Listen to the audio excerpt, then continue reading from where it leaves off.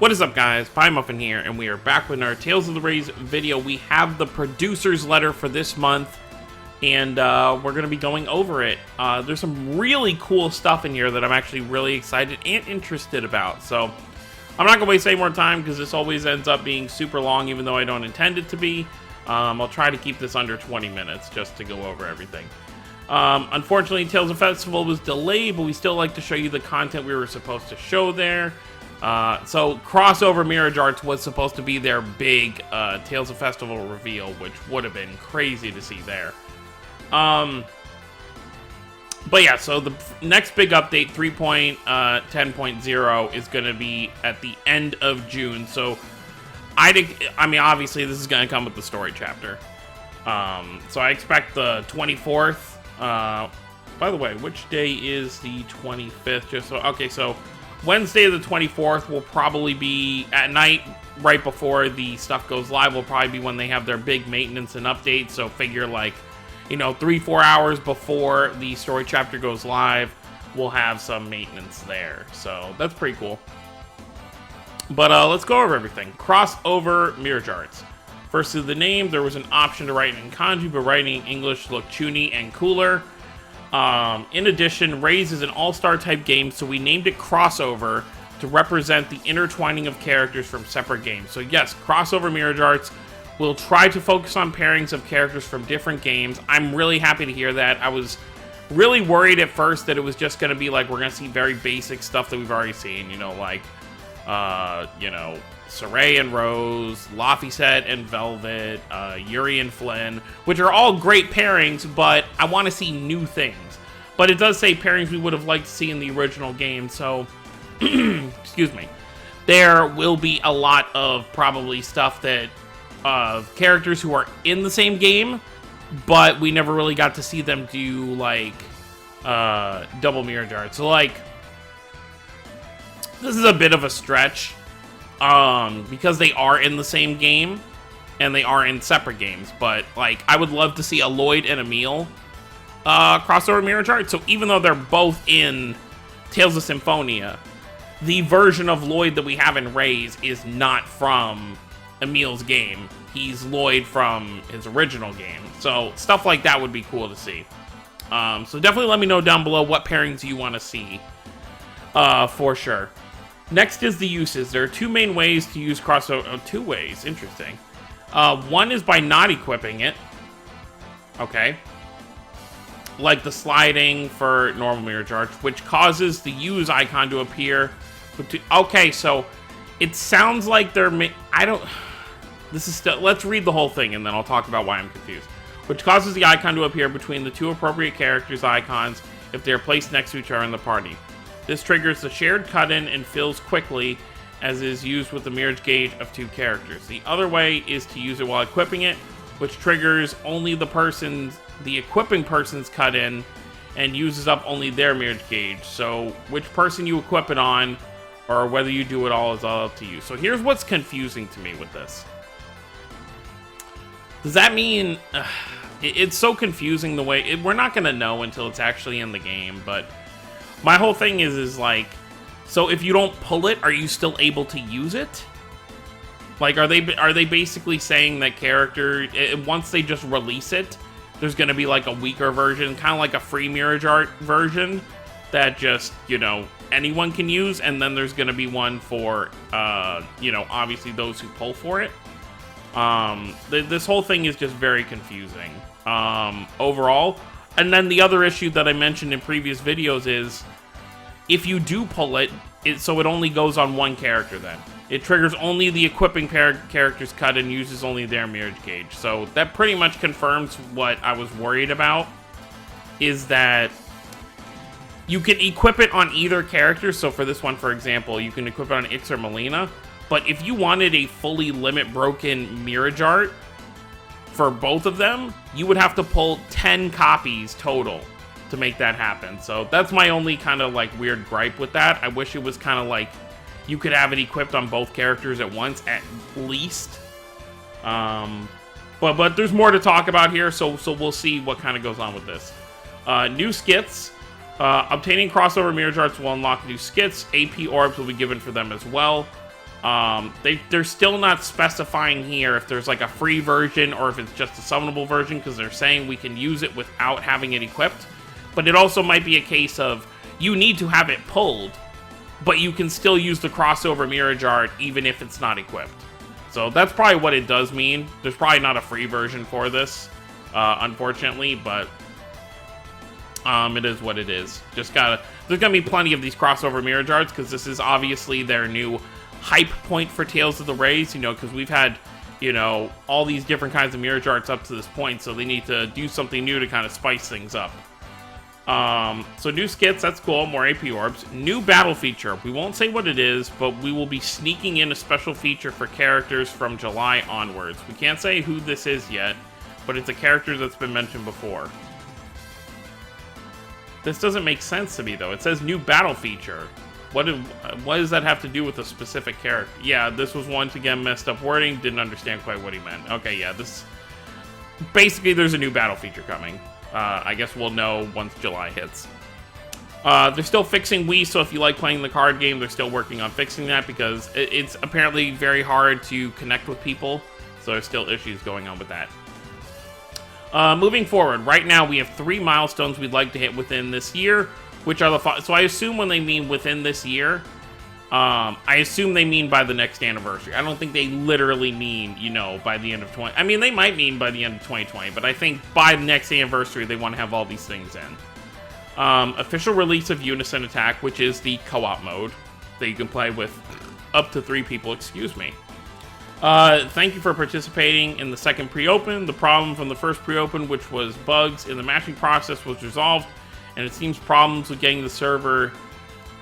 with the server getting heavy has been resolved as well. Yeah, whoever translated this is like, what do you mean? Yeah, because there's still a lot of lag.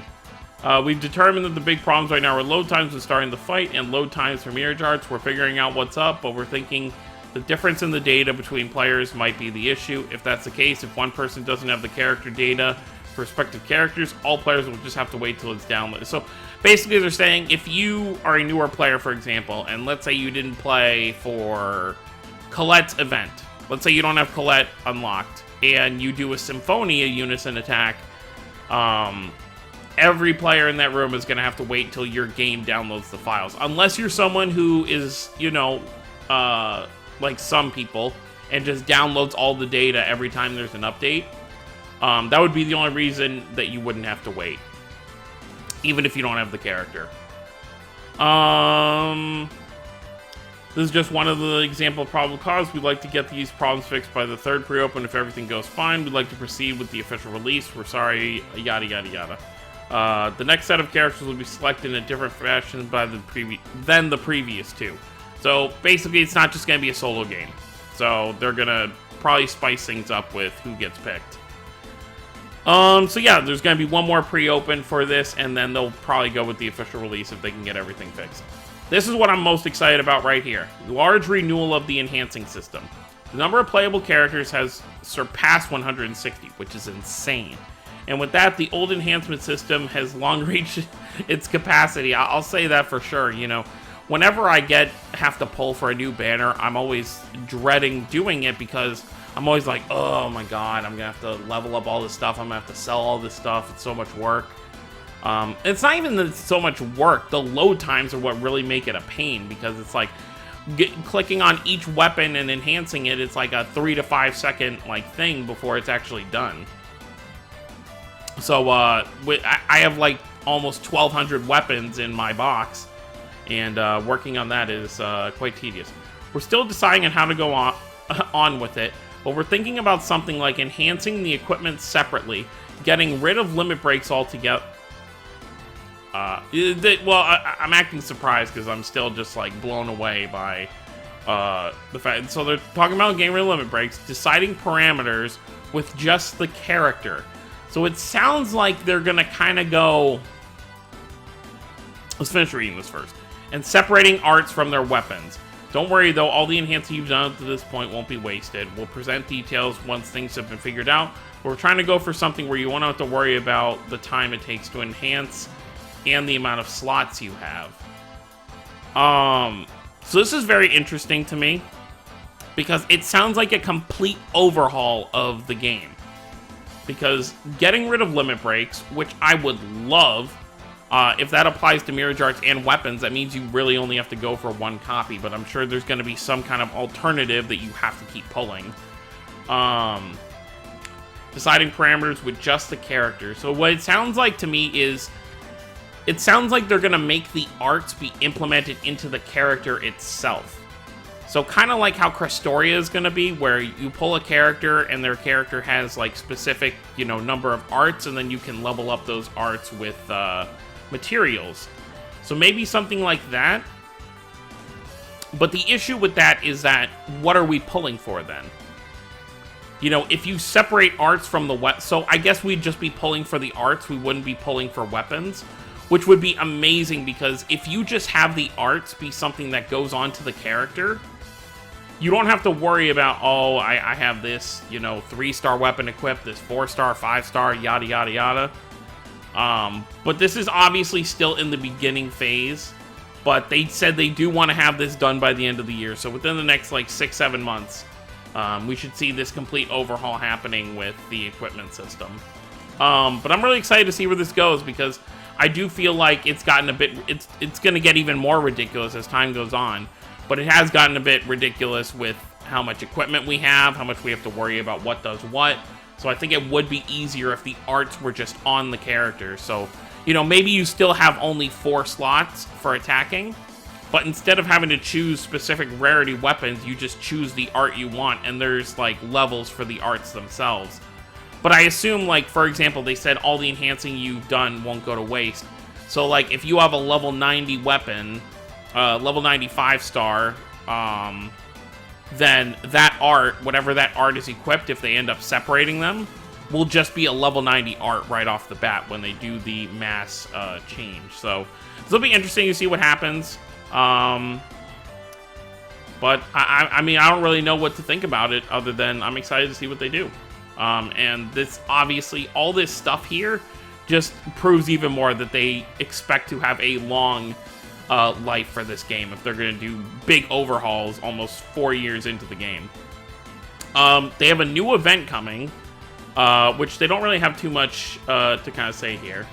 But for this, we'll go and give the details next month. I'm guessing they just don't have enough ready for it. It will be a fun type of event called the Rays of Festival. So, okay, so they don't have anything to say about that, but it says a fun type event, so I'm expecting it won't be anything too serious. But, sounds pretty exciting.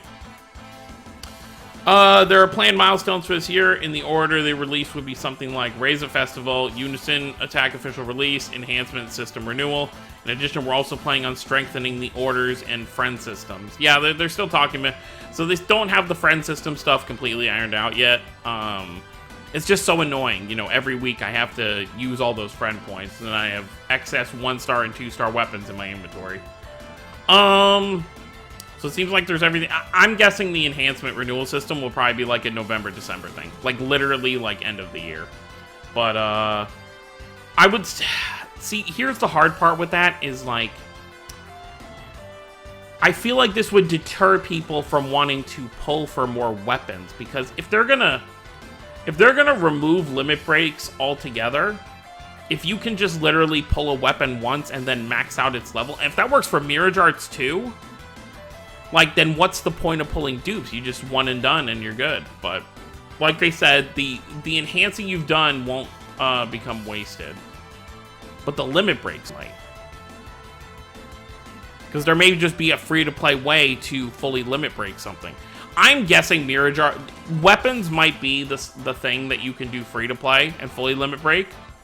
But I don't think they'll do that with Mirage Arts. I feel like Mirage Arts will have to still have limit breaks, because that's the main reason to pull on these banners. So we'll see. June event schedule, we have Idolmaster Collab obviously starting on the 12th. It doesn't say that here, but that's when it's happening. It's starting on Friday. They've already posted Leia's artwork for the event. So Anzu and Kirari, aka Ankira, will be joining. And for the tail side will be Leia, Rubia, and Karya. Leia, well, as you may figure out from her outfit. Rubia, we chose thinking she'd fit an idol outfit, but her destructive power was more than we imagined. And so we wanted a cool type character as well, so we had Big Karya Paisen drop in. Fairy's Requiem, final chapter with Mercuria and Naza. I guess they call it Naza? Nuanta? Whatever. Late June. Some of you may have been surprised by seeing it's the last chapter in the preview. The final chapter is the climax of Arc 3, but it's not the end of the story, so don't worry about that, as the final chapter would be divided into two. Oh. Interesting.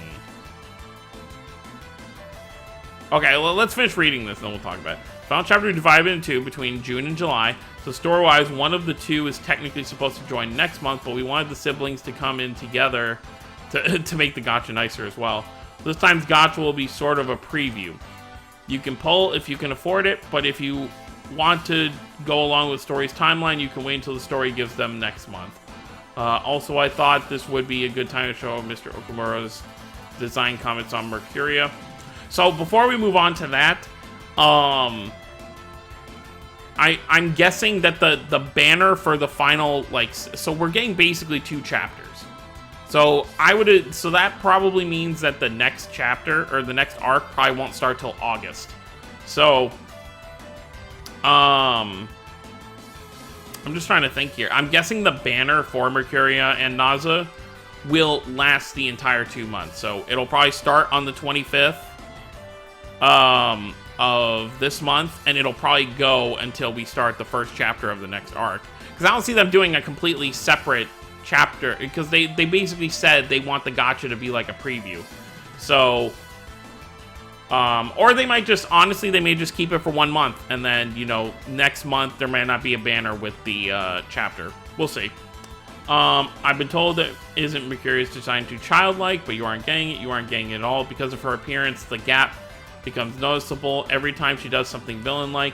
This is extremely common in simple base technique. Then look at it, how beautiful her model is, how low height fits so perfectly in a small smartphone screen that her very presence erases those of other characters. Making her larger would destroy this balance. Not being able to see these aspects of the designs means you haven't trained enough, not even close enough. Okay. Is an explanation I came up with the spur of the moment, but talking about it made me feel kind of like that's how it was meant to me. From now on, I explain designs as if they were planned that way. Okay. Tales of the Abyss. So it's been 2 years since the disc becoming playable promotion was a thing. Sorry for the wait. And Jade's getting an overray mirror. By the way, I was wrong in my... I can't read Japanese, so I just go based on what I see, but they did separate Jade from Anis and Ion, so I should have assumed that it was an overray, so my bad on that in my preview breakdown. Jade's getting an overray, and Anis and Ion are getting decisive mirage arts. Oh, and if you notice, the PV only says Tales of the... Why do they... Nothing against whoever translates this, but they always put their, like, own kind of spin on it. I'm just... I just find it weird, because obviously the producer of the game is not saying Pog. But whatever. The PV only says Tales of the Abyss raid. That's right, we still haven't announced who the heck you're raiding. Can't say much, but for sure they'll have a connection to Saphir-kun and Jade. Well, I guess we'll just have to wait and see. Just continuing a bit, we're concerning the impact of the virus, but we are currently going along fine as planned. With all of us working from our homes, the bugs seem to have increased though, so be on the lookout for those. As announced, we'll be inserting the new recorded voices for Kongwei and Lloyd shortly. Thank you. Thank you. I really want that, because it's... Yeah, they write Dota, because it's like, that's what Lloyd says during his Spirit Gear art, and it just sounds so weird, because it's obviously... Anyone who's played the game for any amount of time can tell it's reused lines, but... It'll be nice when Lloyd's line, so I guess Konichi has probably already recorded his lines from home. But that's pretty much everything. Really exciting stuff. I'd say the things I'm most excited to see, and definitely let me know what you're excited to see down below, is the crossover mirage arts. I'm definitely going to be saving... Everything this month is going into that banner, because I want to get Mercuria and Naza, as well as the crossover mirage art, if I can get it, if I'm that lucky. I probably won't be, but, you know, we got lucky with Marta and Richter's banner, so you never know. And then I'm really excited for the the renewal of the enhancement system, because I'm very interested to see how that's going to work, because if they just remove so what happens, so do weapons just disappear after that? Will they just revamp it in a way to where we're just summoning for arts instead of weapons? Because, I mean, it's obviously the weapons we equip, it's not like our characters are holding those specific weapons, so there's really no reason to keep the weapons themselves. So they could literally just change the enhancement tab for weapons into an enhancement tab for arts. So that way you never have to sell any arts, and then there can just be a permanent amount you can hold. And you never have to, like, sell any, that would be another issue to completely get rid of, is, you know, the issue with having to sell to make space for stuff. But let me know what you guys think down below. I think this is all very exciting. I ended up going a little bit over 20 minutes, but better than most weeks. But yeah, let me know what you guys think down below. Don't forget to subscribe if you're new to the channel. We'll definitely be live streaming the new chapter when it drops on the 25th. And then obviously next month we will do the actual finale. I'll be interested to see what the appeal is for next month if the banner is this month. Because there's got to be something to go with, like, the actual final part of the arc. But that's going to be it. I'll see you all next time. Have a wonderful day, everyone.